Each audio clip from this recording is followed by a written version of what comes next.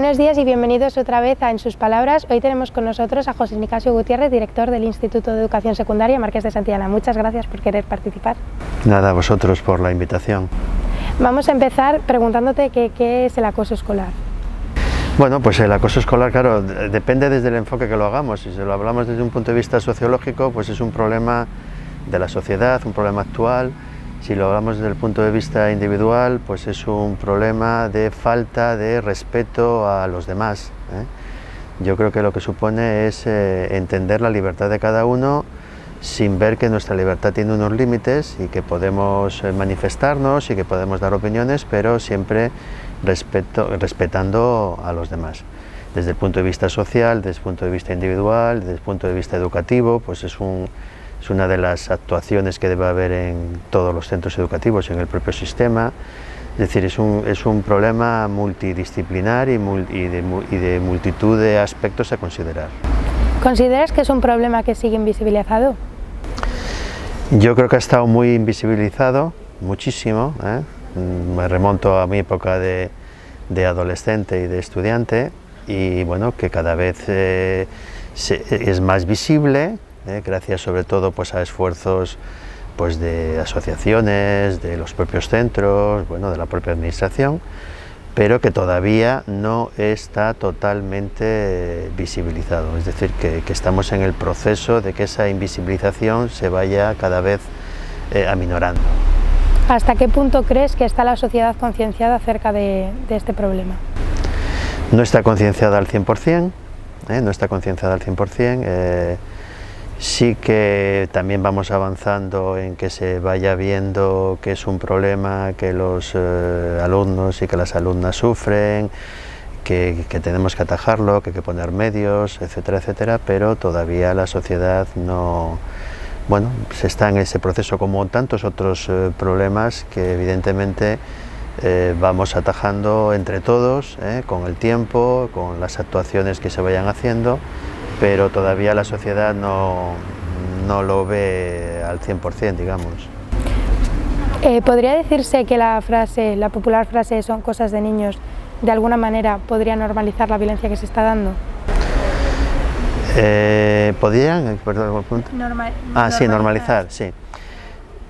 Sí, esa frase que me dices de que son cosas de niños y que, bueno, pues realmente es como si los niños realmente no sintieran, y es realmente un error muy grave, es un error incluso a nivel científico, porque el sistema límbico, que es el sistema de la parte del sistema nervioso que controla nuestras emociones, pues no es que lo tengamos los humanos, es que lo tenemos los humanos, evidentemente los niños, y también lo tienen, bueno, pues los animales. Entonces todos tienen sentimientos. Otra cosa es que la corteza cerebral, donde está todo el tema de nuestro razonamiento, pues evidentemente los adultos tienen un mayor desarrollo y por lo tanto hacen una racionalización mayor. Pero claro que los niños tienen emociones y los niños también sufren. Entonces, por lo tanto, esa frase es una frase errónea ya por principio, vamos, por principio. ¿Podrían distinguirse distintos tipos de maltrato dependiendo de la forma en la que éste se diese? ¿Tipos de maltrato? Pues sí que podemos distinguir distintos tipos. Hay un maltrato individual de uno contra otro, hay un maltrato social, suele ser el más habitual cuando hay un apoyo del grupo. Hay un maltrato, bueno, con base escolar, pues que radica alrededor de todo el tema académico. Otro que es más bien social, cuando pues se engloba dentro de las relaciones sociales, pues novios, novias, parejas, cosas de este tipo. En los últimos años, en el último decenio, pues hay un maltrato basado o alrededor de todo el tema de las redes sociales, la informática. Hay otro que no, o sea que sí que hay distintas formas y tipos de maltrato. ¿Consideras que el maltrato más tipo psicológico, social, está mucho más infravalorado que el maltrato que viene a darse de forma física? Yo creo que sí, y además de manera tradicional. Lo físico lo vemos, lo físico hay pruebas, lo físico es palpable y bueno, pues vamos al médico y lo certifica. o se ha visto o se ve, pero lo emocional, lo psicológico, que está más soterrado, es más difícil, da pie a interpretaciones, a no quise decir esto, no quise decir lo otro, entonces en ese sentido sí que está más, es menos visible, y por eso probablemente también en ocasiones nos encontramos que es más dañino que el físico. Unido un poco a lo anterior, ¿crees que la salud mental está un poco estigmatizada? En este tema, dices.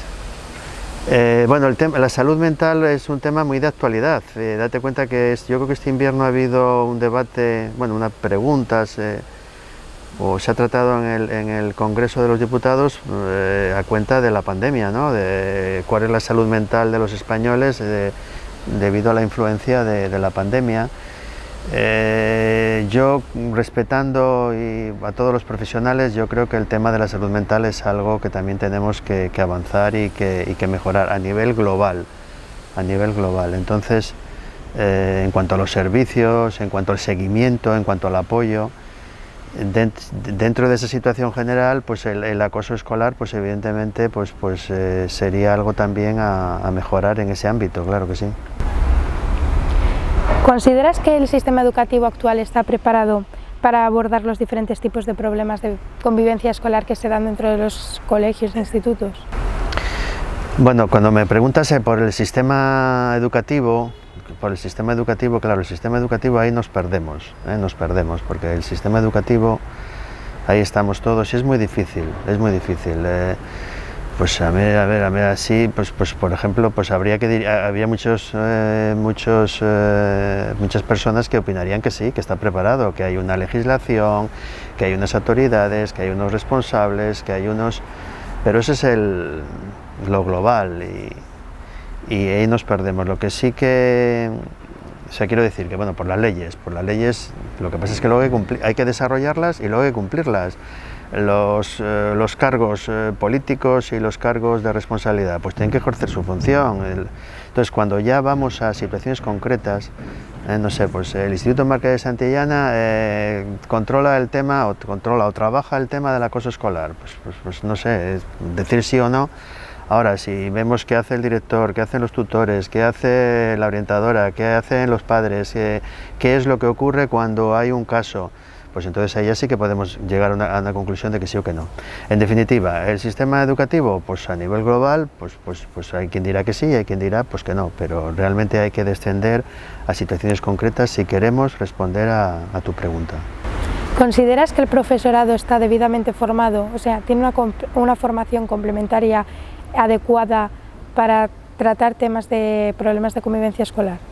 Ya. El tema del profesorado ocurre un poquito también como con lo que te acabo de comentar del sistema educativo. La formación del profesorado pues es algo muy amplio. Está, por ejemplo, en los institutos de secundaria, un aspecto fundamental es la formación en la propia asignatura, o sea, los contenidos académicos que los alumnos tienen que aprender para aprender y adquirir tanto en la ESO como en bachillerato, porque si en la ESO no se adquieren esos conocimientos, pues realmente luego el bachillerato no se va a poder cursar de una manera adecuada, y lo mismo va a pasar con las carreras universitarias o con los ciclos de grado superior. Por lo tanto, la formación del profesorado es algo muy global, donde hay muchísimos puntos a tratar. El profesorado, pues bien, le podemos exigir que controlen o que sepan actuar o que tengan formación en acoso escolar, pero tienen que tener formación aparte de dominar su asignatura y su materia, pues tienen que tener formación en habilidades sociales, en inteligencia emocional, en educación para la salud, en educación para la paz, en igualdad. O sea, es un abanico tan grande que realmente es complicado. En definitiva, lo que sí que hay que tomar son decisiones, y esto es un tema que también está muy pendiente en nuestro sistema educativo, y es en la propia formación de los profesores. La formación de los profesores tuvo un gran impulso cuando se estableció el máster de formación del profesorado, hablo en secundaria, pero realmente esto va para atrás y realmente hay que retomar otra vez la cuestión. un aspecto fundamental. No hablo ya de acoso escolar, no hablo ya de acoso escolar, porque el acoso escolar sería algo concreto, pero todo lo que antes he comentado, los grandes aspectos generales, esos incidirían en que cuando el profesor se encuentre con una situación, cuando llegue a un centro como puede ser este y tenga que afrontar una situación de acoso escolar, pues que tenga herramientas para responder. ¿Cuál es la franja de edad más afectada por este tipo de problemas? Pues en los últimos años, porque además esto ha cambiado mucho, bueno, todo ha cambiado, hablo en 5, 10, 15 años, ha cambiado muchísimo. Nosotros en los últimos cursos lo que estamos viendo es que ha aumentado de manera muy importante todo este tema en cuestiones a través de Internet, de las redes sociales, y por lo tanto, sobre todo en la franja cuando llegan al instituto, 12, 13 años, hay un boom. De hecho, el año pasado hemos tenido que actuar de una manera proactiva, es decir, intervenir, porque realmente intervenir no solamente con sanciones, sino intervenir de una manera, digamos, positiva, retomando todo el tema de las tutorías y lo que hacíamos. O sea que en la franja 12, 13 años, a través de las redes sociales, es un momento que está siendo en los últimos dos últimos años muy importante. Luego, a partir de 13, 14, 15 años volveríamos a las situaciones tradicionales, bueno, pues sobre todo por el tema que comentaba antes, tema de parejas, el tema también académico, de notas y de envidias y demás. Y luego ya a partir de los 16, 17 años ya pues vamos a situaciones ya prácticamente como como pueden ser las que se pueden dar en el mundo de los adultos, ¿no? Ya son situaciones ya muy concretas y ya son situaciones ya mucho más delicadas, mucho más escondidas, mucho más difíciles de descubrir.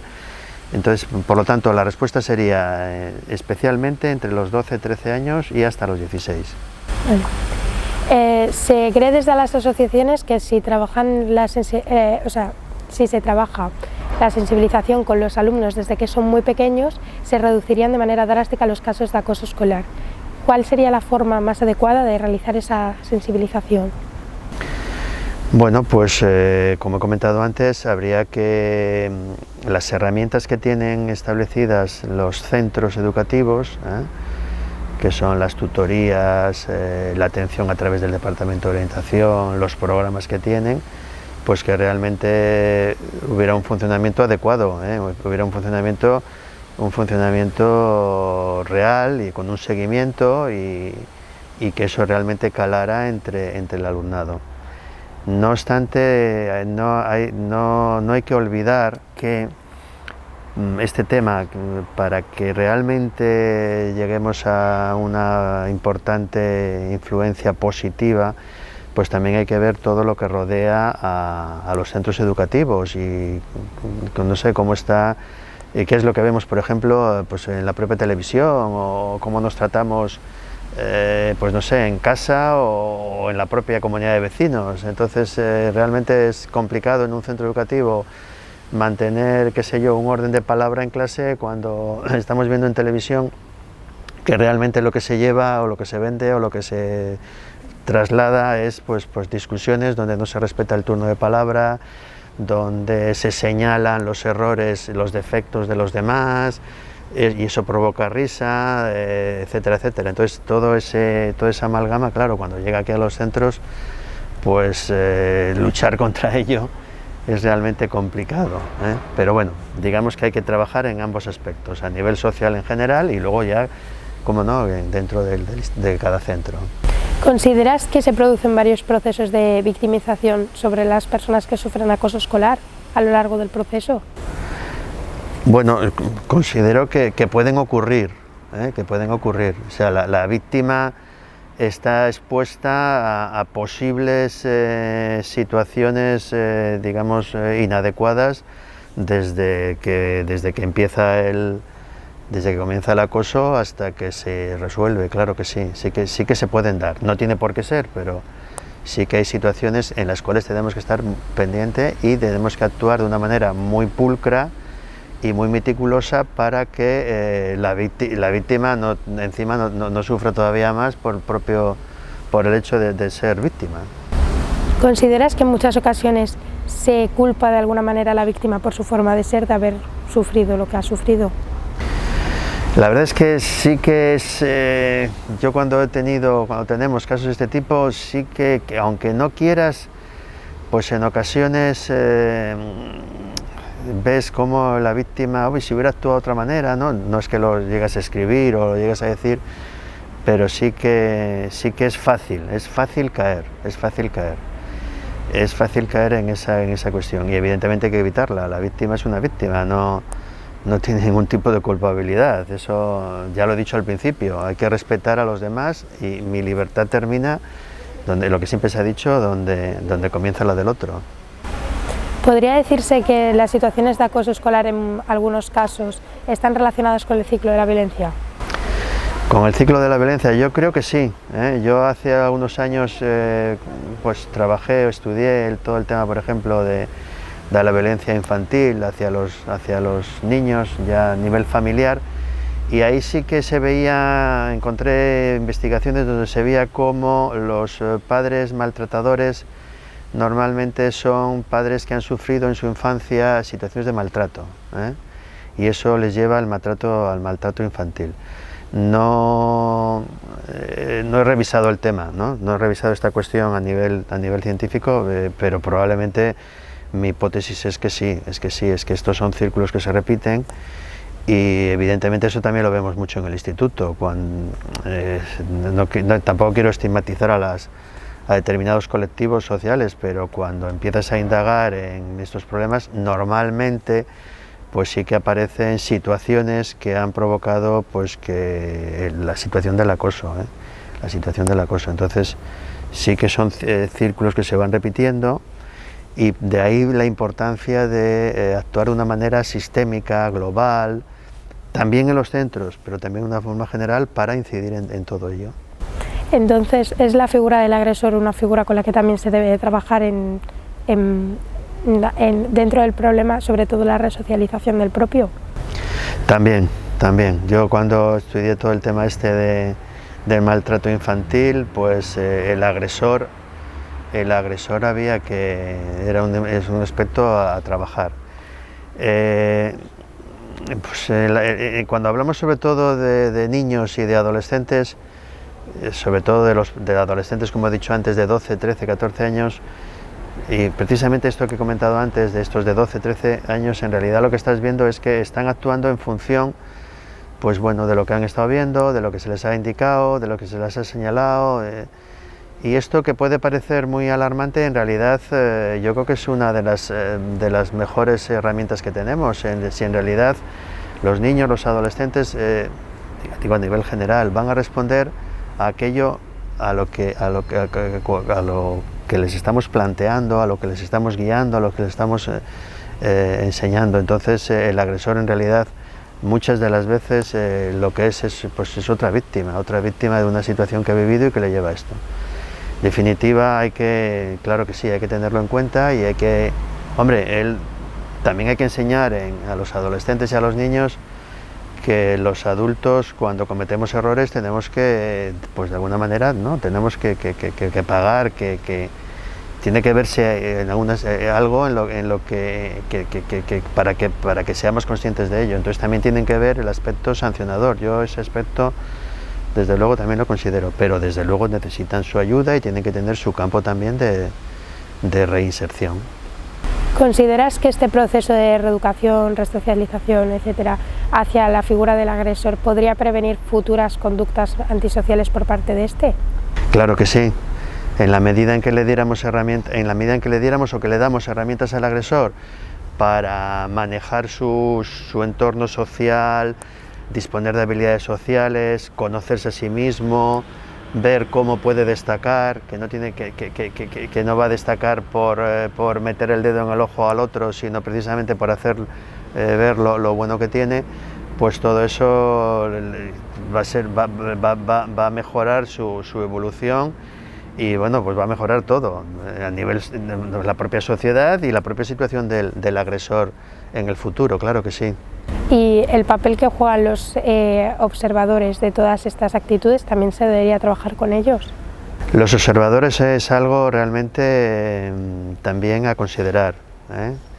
Los observadores, bueno, pues padecen los mismos efectos que el agresor, ¿no? En realidad, pues su autoestima se ve engrandecida cuando están viendo algo que realmente no está bien, ¿no? Entonces hay que dar vuelta a esa situación y hacerle ver que pues hay que enfrentarse a ello, y por lo tanto, y para que se sientan mejor ellos y para que todos funcionemos mejor, y por lo tanto sí, los observadores también es otro aspecto a considerar. Una situación de esta calibre, la víctima podría tener consecuencias a la hora de realizar acciones cotidianas en un futuro. Para la víctima, yo creo que eso está muy demostrado, que la víctima pues padece secuelas, y nosotros también lo vemos en los centros, yo en concreto en mi centro sí que vemos todo, pues a nivel del comportamiento en clase, el comportamiento fuera de clase con los amigos, qué ocurre por las tardes, qué ocurre cuando está solo. Pues, claro que sí, eso es una cuestión que se trata a nivel global. ¿Qué síntomas puede llegar a presentar una persona que está sufriendo acoso escolar? Bueno, pues esto que decía, ¿no? Sobre todo, pues afecta a su autoestima, a su autoconfianza, a la valoración que piensa, a las autovaloraciones de para qué sirvo, para qué valgo, qué me puedo plantear en la vida. Bueno, en la vida, para un escolar, la vida es sus amigos, su familia, sus estudios, lo cercano, ¿no? Lo cercano. Lo que más afecta es a la autoestima, y luego, pues evidentemente también eso también lo hemos visto mucho, cuando inicia nuevos contactos sociales, pues qué sé yo, fuera del instituto o en el propio instituto, pues también eso pues se suelen ver retraídos, no tienen la espontaneidad que puede tener cualquier otro a la hora de establecer una relación con otro. Fundamentalmente esos son los dos aspectos, ¿eh? También en un tercer lugar hay una incidencia sobre el aspecto académico. A veces, en ocasiones, vemos pues que no se ven con interés, con fuerza, con motivación. Por eso muchas veces lo que se suele hacer es cambiar de centro, los propios padres lo piden. Y bueno, nuestra experiencia es que suele mejorar, ¿eh? El cambio de centro suele mejorar porque es un cambio radical, y si con un poco de apoyo, pues la verdad es que, y bueno, pues ahí sí que se ve que es que ya en el centro donde se ha producido el acoso, pues realmente es difícil salir adelante con todos los que te rodean y con la propia situación. ¿Cómo podemos acercarnos a una persona que está sufriendo acoso escolar? Cuando ya sabemos que lo está sufriendo. Bueno, pues nosotros lo que hacemos es tratarlo de una manera muy tangencial, siempre ofreciéndonos, ¿eh?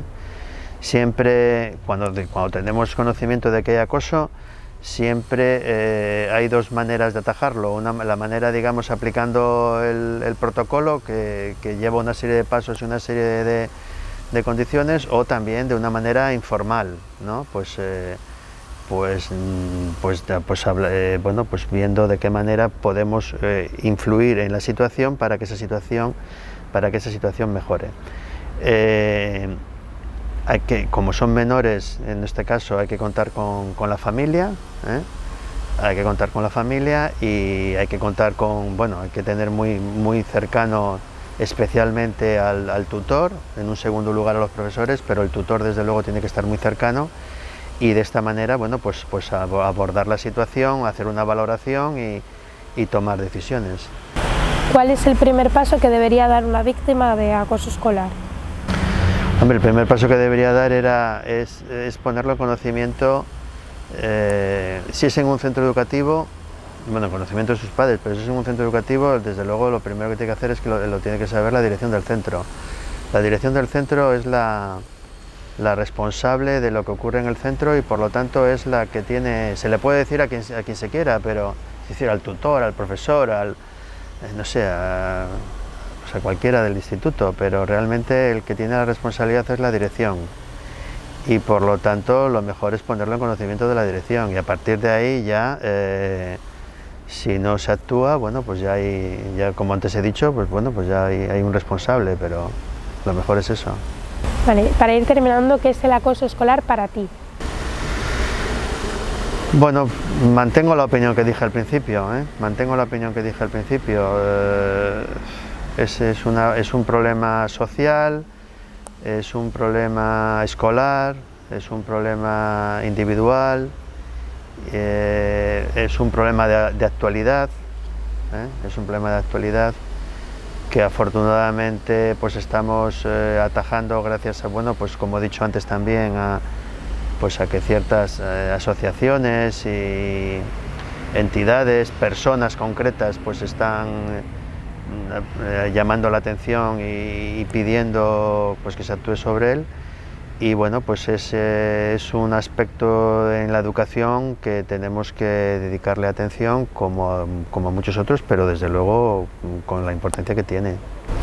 Y para ya finalizar del todo, brevemente, ¿cómo erradicarías tú el acoso escolar? Sabemos que erradicar un problema así es muy utópico, pero ¿cómo erradicarías tú el acoso escolar? Bien, pues también, yo creo que también he respondido durante las preguntas. Y además sería para si me preguntaras sobre cualquier otra cuestión. El sistema educativo tiene que funcionar, las leyes tienen que estar bien hechas, tienen que estar bien consensuadas, tienen que ser, se tienen que aplicar, tiene que haber continuidad. Ahora estamos viendo cómo una nueva ley general todavía se sustituye a la anterior, pero no hay suficiente consenso. Ese es un tema que tenemos muy pendiente, entonces eso tiene que funcionar bien, ¿no? Los centros educativos también es algo pendiente en nuestro país, porque los centros educativos tenemos responsabilidad, pero no tenemos estrategias para poder llevar a cabo esa responsabilidad. Entonces uno puede ser el responsable, pero ¿de qué le sirve si luego, pues qué sé yo, la toma de decisión está en la calle, me da igual en la calle Vargas o en la calle Alcalá, en Madrid? Entonces el tema, hay que avanzar en los centros educativos. En la responsabilidad para que luego se pidan responsabilidades, si no la cosa queda en el aire. Has hablado también tú antes de la formación del profesorado, que hemos visto que es otro tema pendiente, y luego pues bueno, pues el avance de la propia cultura social, ¿no? El avance a nivel social, a nivel global, a nivel del respeto a los demás y de valorar al otro, etcétera, etcétera, pues también. Entonces, como ves, es algo, lo entiendo como algo muy sistémico, muy global, y desde luego hay que ir descendiendo y actuando en cada uno de sus aspectos. Pues muchas gracias por haber querido participar y eso es todo. Pues nada, muchas gracias a vosotras y muy agradecido por esta labor que hacéis tan encomiable y tan alabable.